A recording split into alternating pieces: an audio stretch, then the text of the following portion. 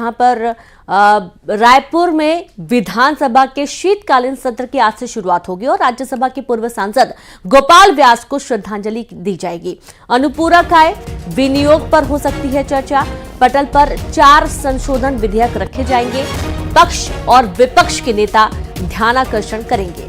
बड़ी जानकारी रायपुर से विधानसभा के शीतकालीन सत्र की आज से शुरुआत होगी और राज्यसभा के पूर्व सांसद गोपाल व्यास को श्रद्धांजलि अर्पित की जाएगी। तो वहीं अनुपूरक आय विनियोग पर भी चर्चा हो सकती है। पटल पर 4 संशोधन विधेयक रखे जाएंगे। पक्ष और विपक्ष के नेता ध्यानाकर्षण करेंगे।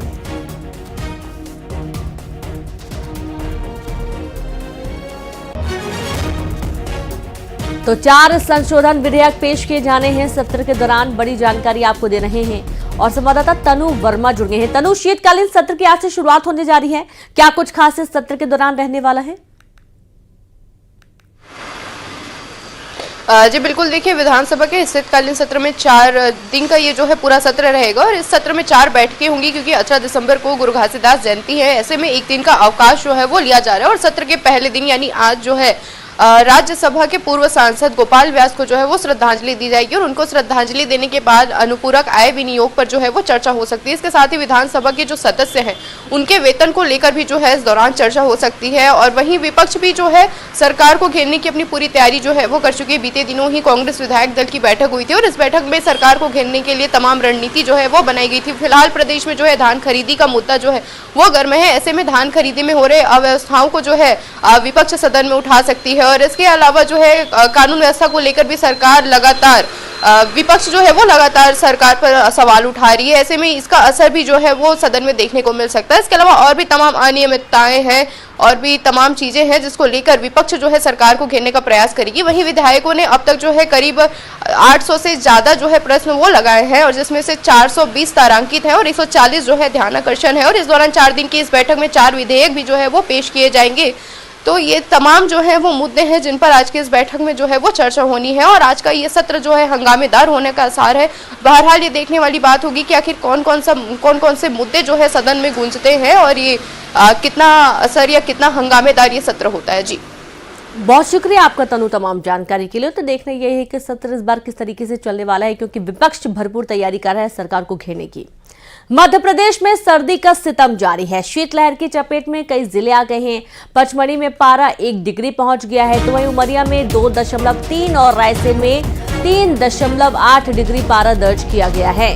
राजधानी भोपाल की बात करें तो 4.2 टेम्परेचर दर्ज किया गया है और आने वाले दिनों में और भी कड़ाके की सर्दी पड़ सकती है। बड़ी जानकारी आपको दे रहे हैं। मध्य प्रदेश में सर्दी का सितम जारी है। शीतलहर की चपेट में कई जिले आ गए हैं। पचमढ़ी में पारा 1 डिग्री पहुंच चुका है तो वहीं उमरिया में 2.3 और रायसेन में 3.8 डिग्री पारा दर्ज किया गया। राजधानी भोपाल की बात करें तो 4.2 टेम्परेचर दर्ज हुआ है और आने वाले दिनों में और भी कड़ाके की सर्दी पड़ सकती है।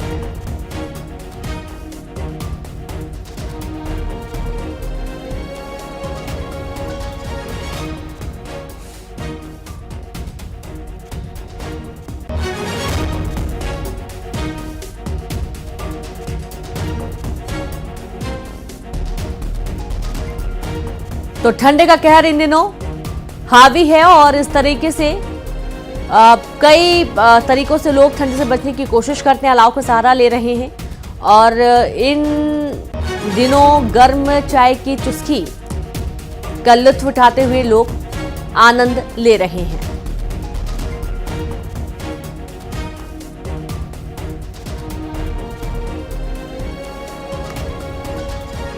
और चलिए से शुरू करेंगे नर्मदापुरम से शैलेंद्र कौरव, राजीव रावत टीकमगढ़ से, श्रवण महंत अंबिकापुर से, सूरज गुप्ता बलरामपुर से लाइव जुड़ गए हैं। तो सबसे पहले तो हम चलेंगे शैलेंद्र के पास। शैलेंद्र, नर्मदापुरम में किस तरीके की स्थिति है क्योंकि सर्दी का प्रकोप देखा जा रहा है और पारा 10 से भी कम पहुंच चुका है अब। यदि नर्मदापुरम के मौसम की बात की जाए तो सर्दी का सितम जो है वो लगातार जारी है। उत्तर भारत से जो बर्फीली हवाएं आ रही हैं, पहाड़ी हवाएं आ रही हैं, उनके कारण मौसम में लगातार ठिठुरन बनी हुई है और खासतौर पर जो जेट स्ट्रीम की हवाएं चल रही हैं उसके कारण दिन में भी खासी सर्दी बनी रहती है। यदि तापमान की बात की जाए तो तापमान लगातार 7 और 8 डिग्री के करीब बना हुआ है नर्मदापुरम का। वहीं प्रदेश के इकलौते हिल स्टेशन पचमढ़ी की यदि बात की जाए तो पचमढ़ी का तापमान 1 डिग्री पर पहुंच गया है, जो कल सबसे कम तापमान पचमढ़ी का दर्ज किया गया है पूरे प्रदेश में।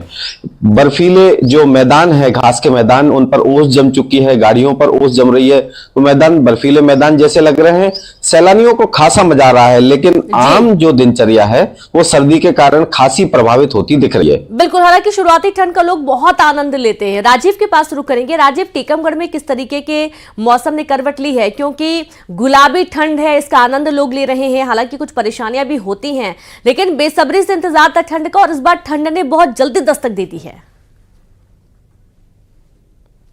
देखिए, जो पूरा बुंदेलखंड इलाका इन दिनों सर्दी की चपेट में है और पारा दिनों दिन लुढ़कता जा रहा है। न्यूनतम पारा यहाँ पे 5 डिग्री पहुंच गया है। ऐसे में अब जो बर्फीली हवाएं चल रही हैं, सर्द हवाएं चल रही हैं, उसने ठंड की ठिठुरन को और बढ़ा दिया है, जिसको लेकर अब सुबह और देर शाम तक लोगों को घरों से निकलने में परेशानी होती है। सुबह से सड़कें पूरी तरह सुनसान दिखाई देती हैं। हालांकि लोग ठंड का मजा जरूर ले रहे हैं, क्योंकि सर्दी का लोगों को बेसब्री से इंतजार था कि इस बार दीपावली के बाद से हल्की हल्की सर्दी पड़ने लगती थी, और इस बार वो सर्दी दिखाई नहीं दी थी। लेकिन एकाएक जो सर्दी आई है तो उस सर्दी ने ठंड का मजा अब दुगना कर दिया है। लोग सर्दी का मजा ले रहे हैं, बच्चे भी सर्दी का मजा ले रहे हैं, और सुबह मॉर्निंग वॉक पर जो लोग निकलते थे। हालांकि डॉक्टरों ने जरूर सलाह दी है, जो एजेड व्यक्ति हैं, हार्ट के पेशेंट हैं, वो सुबह से सर्दी में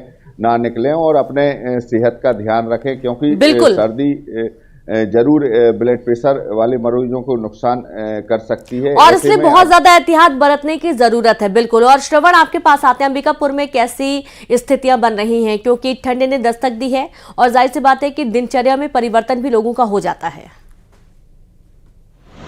जी बिल्कुल, यहाँ पे भी जो है सरगुजा जिले में भी शीतलहर जैसे हालात हैं, और जिस तरह से ठंडी के यहाँ सितम देखने को मिल रहा है। सरगुजा जिले में जो है अभी फिलहाल 6 से नीचे डिग्री जो सामान्य पूरे गांव में है, लेकिन मैन पार्ट की हालात ऐसे हैं कि 3 डिग्री तक पारा पहुंच जा रहा है। ऐसे में वहाँ बर्फ़ की ओस की जो बूंदें हैं वो बर्फ़ की चादरों में तब्दील हो जा रही हैं। ऐसे में जो है मैन पार्ट में सबसे अधिक जो सर्द से लोग प्रभावित हैं, और यही हाल जो है पूरे जिले भर का है। लोग जो है सुबह जरूरी काम पर ही निकल रहे हैं, बहुत ज़रूरी हो तभी वो घर से निकल रहे हैं, नहीं तो यहाँ पर एहतियात के तौर पे अभी घरों से बाहर कम निकल रहे हैं। स्कूलों की जो टाइमिंग में है उसको भी चेंज करा दिया गया है। तो एक तरह से कह सकते हैं कि यहाँ पर भी जो है ठंड का सितम जारी है, और लगातार ठंड जो है तापमान कहा जाए तो घटता हुआ दिखाई दे रहा है, और यही वजह है कि जो लोग हैं वो ठंड से जनजीवन उनका प्रभावित हो चुका है। मौसम विभाग का भी कहना है कि आने वाले जो समय है उसमें भी और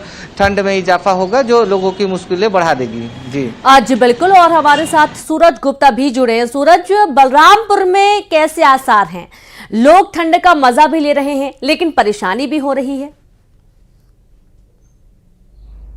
जी, मैं आपको बता दूं कि बलरामपुर जिले में भी ठंड का सितम लगातार जारी है। बलरामपुर जिले का न्यूनतम तापमान 2.4 डिग्री सेल्सियस दर्ज किया गया है, जो पूरे प्रदेश में सबसे कम दर्ज किया गया है। आपको बता दें कि लगातार ठंड हवाएं और जो ठंडक है लोगों को काफ़ी परेशान कर रही है। लोग घर में दुबक चुके हैं, अलाव का सहारा ले रहे हैं, गर्म कपड़े का सहारा ले रहे हैं। कहीं ना कहीं जिस तरीके से तापमान में लगातार गिरावट दर्ज की जा रही है, लोगों को काफ़ी परेशानियों का सामना करना पड़ रहा है। हाल के दिनों में ही जिले के कलेक्टर ने जो ठंड और शीतलहर को देखते हुए समय में भी परिवर्तन किया था। पहले लोग अपने काम पर 6 बजे 7 बजे तक निकल जाते थे, लेकिन अब लोग 8 बजे 9 बजे के बाद ही घर से निकलना पसंद कर रहे हैं, क्योंकि जिस तरीके से ठंड और जो ठंड हवाएं चल रही हैं लोगों को काफ़ी परेशान कर रही हैं। इससे सबसे ज़्यादा प्रभावित जो है बच्चे हैं और बुजुर्ग वर्ग के लोग हो रहे हैं। उनको सबसे ज़्यादा उन्हें परेशानियों का सामना करना पड़ रहा है। ठंड की वजह से लोगों को काफ़ी दिक्कतों का सामना करना पड़ा है। वही जो सैलानी हैं जो घूमने पसंद करते हैं और ठंड में इसका लुत्फ उठा रहे हैं, लेकिन जो काम करने वाले व्यक्ति हैं जो घरों से निकलकर बाहर जाकर काम करते हैं, उन्हें उनके लिए जरूर थोड़ी ये परेशानी है। और